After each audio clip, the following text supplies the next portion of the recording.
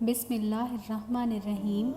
بانو قدسیہ کہتی ہیں، خود سے محبت کریں اور خود کی پرواہ کریں، اپنے لیے سوچیں، اپنی ذات کے لیے فیصلے کرنا سیکھیں۔ کیا خود سے محبت کرنے کے لیے اتنا کافی نہیں ہے کہ اللہ آپ سے محبت کرتا ہے؟ اس شخص پر کبھی بھی اعتبار نہ کرو جو شخص آپ کو اپنی پریشانیاں تو سناتا ہے لیکن اپنی خوشیاں تم سے چھپاتا ہے۔ تم اس کی مصلحت کو نہیں جانتے مگر وہ رب تمہاری ہر تکلیف کو جانتا ہے۔ جیسے ایک چونٹی سمندر کو نہیں سمجھ سکتی، اسی طرح انسان اللہ تعالیٰ کے راز، افعال، کام اور قانون کو نہیں جان سکتا۔ ہمیں خلوص اور اچھائی اپنے الفاظ میں نہیں، اپنی نیت اور فطرت میں پیدا کرنی چاہیے تاکہ ہم لوگوں کے عیب نہیں، خوبیاں دیکھ سکیں۔ ہر کسی کے پیار کرنے کا انداز الگ ہوتا ہے، کوئی جتا دیتا ہے، کوئی خاموش رہتا ہے، اور جو خاموش رہتا ہے ضروری نہیں کہ وہ پیار ہی نہیں کرتا، بلکہ ایسے لوگ آپ سے زیادہ محبت کرتے ہیں۔ زندگی میں اگر کبھی ہم سفر کے انتخاب کا موقع ملے تو ہمیشہ ایک ذمہ دار انسان کا انتخاب کرنا، جو آپ کا خیال رکھ سکے، آپ کی ضرورتوں کو پورا کر سکے۔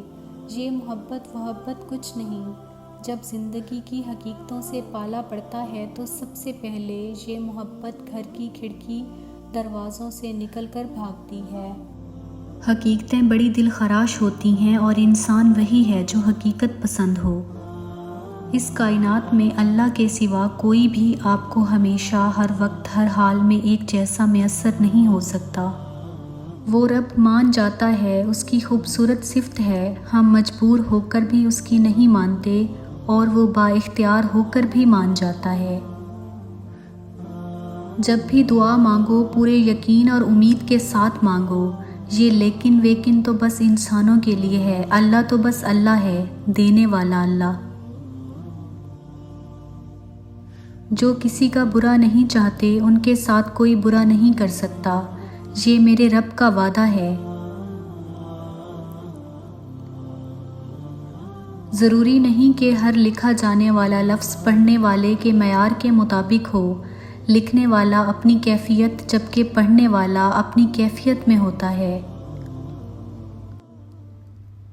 عبادتیں صرف جائے نماز پر ہی نہیں ہوتیں، بلکہ کچھ عبادتیں میٹھی زبان، دھیمے لہجے، ہمدردانہ اور عاجزانہ رویوں سے بھی ہوتی ہیں۔